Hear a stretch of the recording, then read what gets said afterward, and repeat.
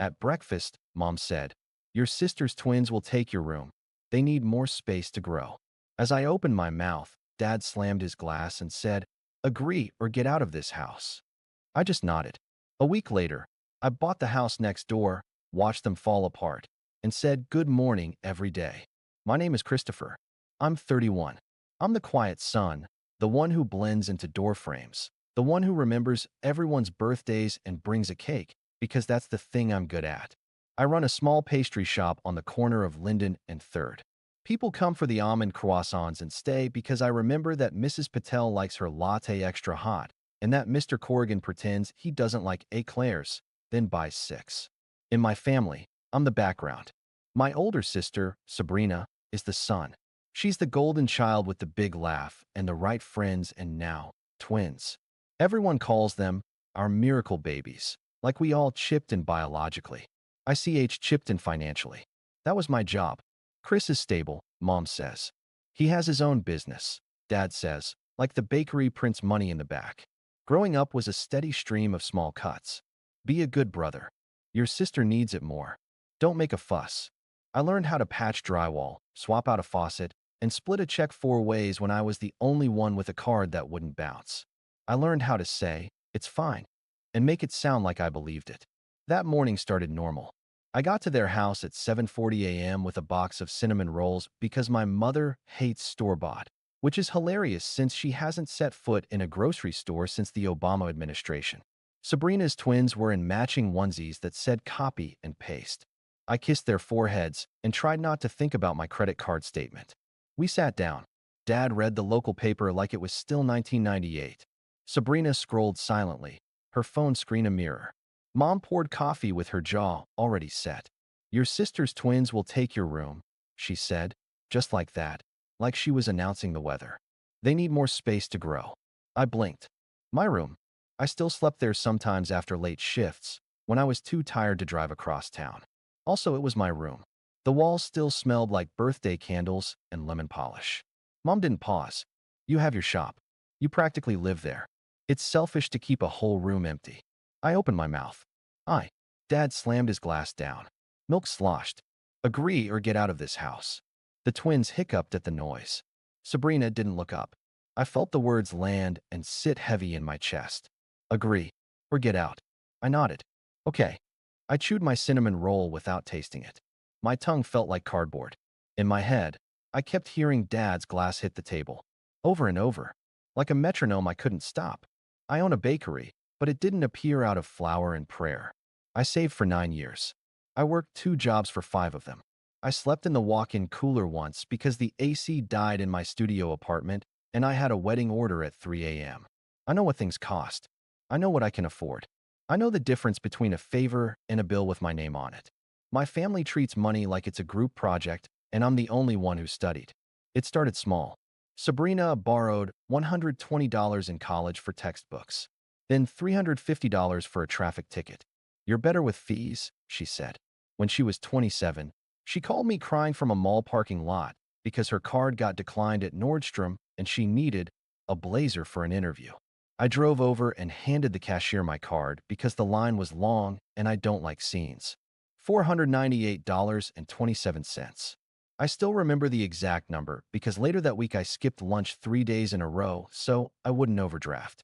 My parents never asked where my money came from. They just assumed I had it. "You're careful," Mom would say. Translation, "You don't say no." Dad kept a running scoreboard of things we did for you. Like existing was a tab I hadn't settled. "Roof over your head," he'd mutter when I didn't jump fast enough. "Food on your plate," even if that food was mostly me cooking. When Sabrina got married, I made a 5-tier cake for free and paid the florist's rush fee because they misquoted. When she got pregnant with the twins, I was on the hook for the crib, then the second crib, then the humidifier, then the better humidifier because the first one was too loud. The registry looked like it was for a minor royal. Everyone clapped at the shower when I brought out the croquembouche. Aunt Nora hugged me and said, "You're the glue of this family." Glue is sticky. Glue holds other people's messes together until it dries and cracks. I told myself I didn't mind. I like being useful. I like being the guy people could count on. But then the asks changed shape. They got bigger, heavier. They came with deadlines. 2 months before the twins were born, Dad called. No hello. Sabrina's lease is up. We're converting the den into a nursery. You'll handle the contractors. I was piping raspberry buttercream onto 60 cupcakes. Dad, I'm in the middle of. He talked over me. We need it done before June. Your shop is slow in spring, right? You can manage the budget. Whose budget? I asked, already knowing. Ours, he said, then coughed. Yours. We'll pay you back when things even out. When do things ever even out? I kept a spreadsheet. I do that when I feel control slipping. By the week of the breakfast, the total I'd fronted in the past year was $18,542.19. I'm not rich. I'm a guy who sells pastries for $4.75. That number glowed on my laptop screen like a warning label.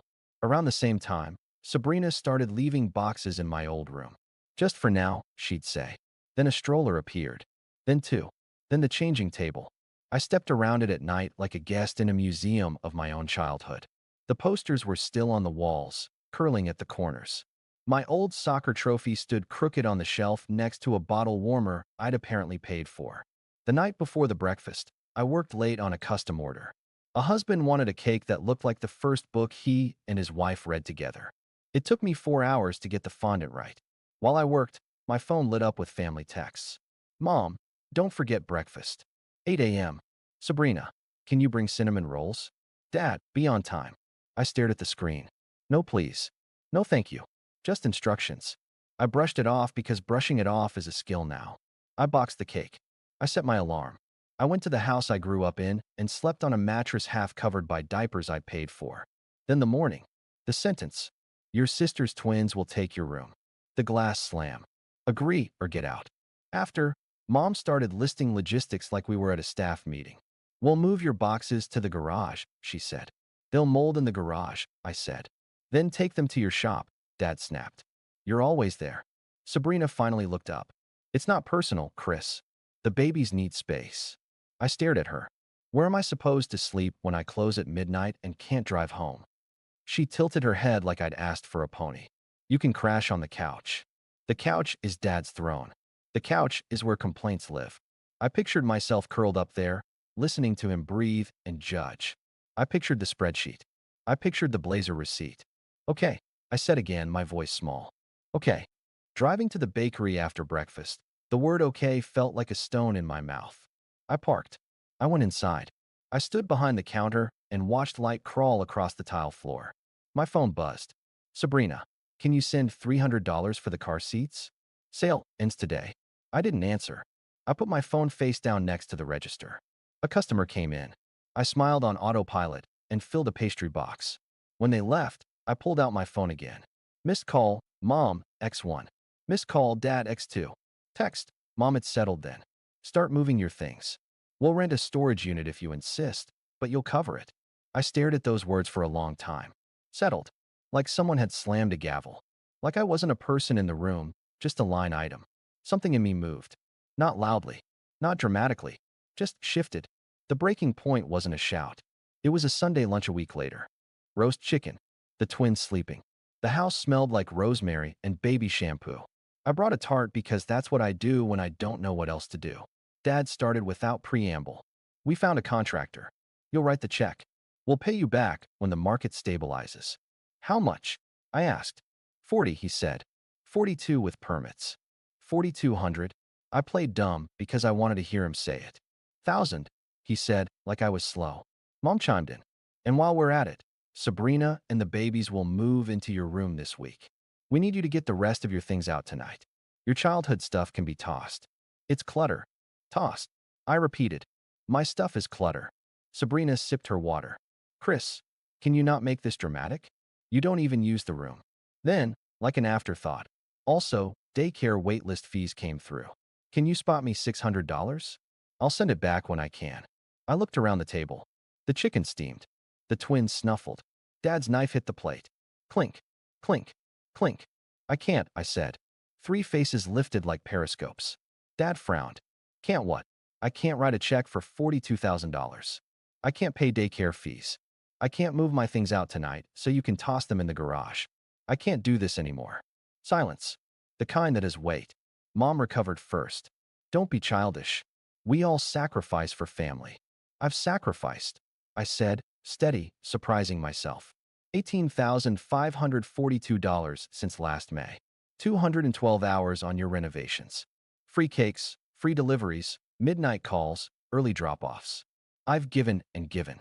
And when I asked for one thing, keep my room, you told me to agree or get out. Dad leaned back. You keeping score? You want to talk about scoreboards, son? I started keeping score because you were already keeping it for me, I said. Every favor I do becomes proof I owe more. Sabrina rolled her eyes. This is about the room? Seriously? The babies need space. This isn't about revenge, I said, my voice low. This is about closure. About boundaries. The words surprised me with how calm they sounded. I'm not funding your remodel. I'm not paying the daycare wait list. I'm not giving up the last square foot in this house that still feels like mine. Dad's jaw worked. Then get out. Okay, I said, pushing my chair back. I will. Mom's mouth opened. Closed. Christopher, sit down. I stood. I'll be back tonight for my things. The rest is yours. The trophies. The posters. Keep them. Toss them. Your choice. Sabrina laughed once, brittle. You're overreacting. I looked at her. You texted me 47 times last month asking for money. You Venmo requested me for $8.99 because you forgot your coffee. I sent it. I always do. Not anymore. I walked to the door. Dad said, if you leave like this, don't come back. I paused with my hand on the knob. I'm tired of nodding. I turned, met Mom's eyes, then Sabrina's. Good luck with the space. I left the tart on the counter. I didn't slam any doors. I drove to the bakery. I cleaned the espresso machine like it had offended me. Then I sat at the tiny office desk and opened Zillow because I needed to look at something that wasn't a text thread. The listing had been up for 19 minutes. Charming 3-bedroom next door to quiet cul-de-sac. The photos showed a sunlit kitchen, a backyard with a lopsided fence, and the exact view of my parents' living room window that I grew up staring through. The price made my stomach flip. High, but not impossible. Not if I pulled from the expansion fund and braced for a tight year. My phone buzzed nonstop. Mom, 3 be reasonable. Dad, 1 don't be stupid. Sabrina, 5 we need the money today. The sale ends at midnight. I didn't answer. I called the agent instead. Hi, I own the bakery on Linden.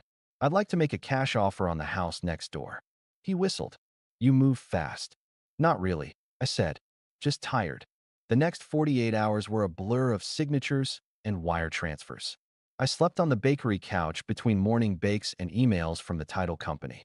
I told exactly 2 people, my assistant manager, Jade, who hugged me and said, about time, and my landlord, because I was month to month anyway. On Wednesday, the deed recorded.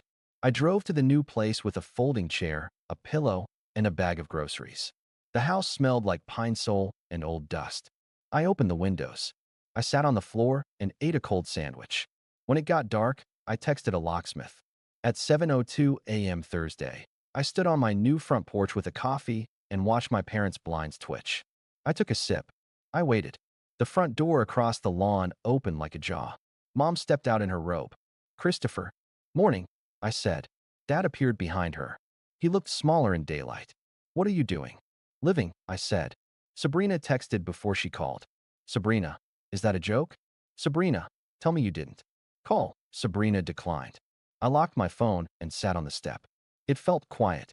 Not peaceful yet. Just quiet. By noon, the rumor machine was at full speed. Aunt Nora called and said, your mother is hysterical.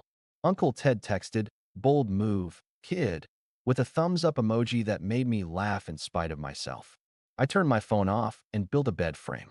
I'm not handy in a YouTube influencer way, but I can follow instructions. It felt good to make something that stayed where I put it. That afternoon, Dad came over. No hello. You think this is funny? No, I said. I think it's close. Close to what? Closure, I said. And boundaries. He scoffed. You bought a house to spite your sister. I bought a house because you told me to get out, I said. And because I can afford to live without being told my value every time you need a check. He looked past me into the empty living room. So what? You'll just sit here and watch us? No, I smiled. I'll say good morning, like neighbors do. He stared for a long time. We raised you. I know, I said. Thank you. He left shaking his head. An hour later, Mom sent a paragraph about betrayal and family and how I should be ashamed. 5 minutes after that, a second text. Can you at least bring cinnamon rolls on Sunday? The twins love them. I didn't reply. I baked for my customers and slept like a rock. Friday, Sabrina came over pushing the twin stroller like a battering ram. You're insane, she said. You embarrassed Mom. People are talking. People always talk, I said. Half the time they're wrong. You could have just helped like you always do. I did help, I said. For years. She crossed her arms. Dad says you're cutting us off. I'm paying what I owe, I said. Mortgage. Utilities. Groceries for me. Payroll for my staff. That's the list. She stared at me like I'd started speaking French. So you won't help with daycare? No. The contractor? No. She laughed, a sharp sound. Then I hope you enjoy your empty house. I will, I said. You're welcome to visit. With a text first. And no payment requests attached. Her mouth opened and closed. She turned the stroller around. You've changed. Yeah, I said. Finally. Over the weekend, the calls stacked up. 61 missed. Mom left a voicemail crying. Dad left one saying he was disappointed in the man I'd become. Sabrina sent a screenshot of her bank app like that was supposed to move me. I took a walk around the block. The air smelled like cut grass. A neighbor I didn't know waved. New on the block. Sort of, I said. Old, but new. On Sunday morning, I brewed coffee and stood on my porch at 7:30 a.m. The blinds across the way moved. The front door opened. Mom stepped out, eyes red. Dad hovered behind her. Sabrina stood to the side, arms folded. I lifted my mug. Good morning. No one answered. They went back inside. It kept going like that. Monday, good morning. Tuesday, good morning. Wednesday, Dad grunted. Thursday, Mom waved without meaning it. By the following week, their texts were shorter and angrier, then longer and guiltier, then quiet. Silence has a shape. It fits around you differently when you choose it. The bakery doubled as my anchor. People kept showing up for croissants and birthday cakes, blissfully unaware that I was practicing saying no in the kitchen between batches out loud, to the rhythm of the mixer. No, no, no. It felt clumsy at first, like new shoes. Then it felt like standing up straight after years of hunching. Bills came. The mortgage was real. I rearranged the expansion fund and shelved a shiny idea for spring. Jade took an extra shift. I cut one subscription I never used. It wasn't glamorous, but it was honest. My numbers were my numbers, not a family group project. The last test came when Mom texted a photo of my old room. The cribs were pushed against the wall where my desk used to be. The posters were gone. The paint was that soft gray everyone uses when they want to call a color timeless. Mom, see? They needed the space. I looked at the photo for a long time. I expected a stab of grief. Instead, I felt a small, clean click, like a lock sliding shut. Me. I'm glad they have what they need. Mom, so you'll help? Me. I already did. Weeks later, the morning routine became a bit. I'd step outside with coffee. I'd watch their door. Sometimes I caught a glimpse of the twins' tiny hands grabbing at air. Sometimes Dad picked up the paper and pretended not to see me. Sometimes Mom waved, embarrassed, like the neighbor gossip pipeline was still running hot. One morning, I saw Sabrina loading the stroller into her car. She glanced over at me, hesitated, and called out, Morning. Morning, I said. She walked to the edge of the lawn. You really not mad? I was, I said. Now I'm done. She kicked at a crack in the sidewalk. It was never personal. It was always personal, I said. You just didn't have to feel it. She nodded once. I'm figuring stuff out. Me too, I said. She opened her mouth, then closed it. The twins like your laugh, she said finally. They laugh when they hear you on the phone outside. That threw me. Tell them I said hi. I will.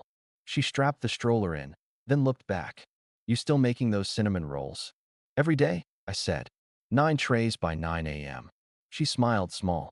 Maybe I'll buy some on Saturday. Text first, I said. I'll set them aside. After she drove off, I sat on my step. The sun was out just enough to make the fence look less crooked. My house smelled like coffee and soap. My shop smelled like butter and sugar and a future I could actually name. For the first time in a long time, my life felt like something I owned, not something I rented from other people's expectations. People like to frame choices as revenge or forgiveness. Like there are only 2 lanes and you have to pick one. I don't want revenge. I don't need their apologies anymore. I needed the quiet click of a boundary locking into place. I needed to hear myself say, no, and have it stand. This isn't about revenge. This is about closure. Closure looks like a key on my own ring. It sounds like not explaining myself to a group chat. It tastes like coffee on a porch I pay for, while I tell my parents good morning, because I can be polite without being a doormat. I've stopped keeping the spreadsheet of what I'm owed versus what I gave. The numbers don't fix the past. They don't make a family into something it wasn't. What they did do, for a while, was keep me stuck in a math problem where the solution was always give more. Not anymore. I'm a pastry chef. I feed people. That's who I am. But I'm also a person who doesn't hand over the last piece of himself just because someone says they're entitled to it. I'll help when I want to, not when fear or guilt tells me to. I'll bring cinnamon rolls because I like making them, not because my mother expects the box on her counter. The twins will grow. Sabrina will learn or she won't. My parents will soften or they won't. None of that is my job to manage. My job is to preheat the oven at 3:45 a.m., laminate dough with quiet music on, pay my staff on time, and lock my front door at night without checking my phone for a new request. I won't let them turn my life back into a group project. I won't nod just to keep the peace. I won't give a yes I can't afford. I own a tiny house and a tiny shop, and every decision I made to protect them. I'm not looking for applause. I'm just building a routine that isn't powered by panic. Good morning, I say, and I mean it. I don't owe anyone an explanation for that.